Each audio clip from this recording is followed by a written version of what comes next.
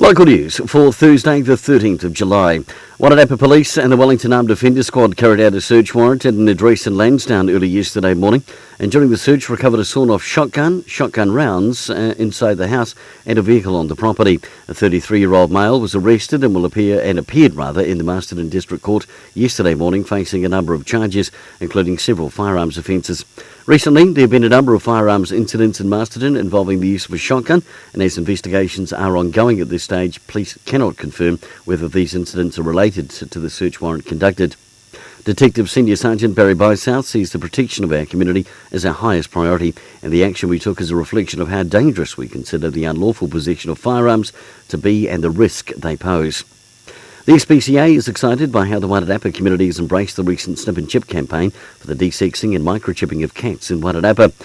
Nearly 1,000 cats have been microchipped, with many desexed over the same period of time as the campaign ran from the 28th of April to the 28th of June.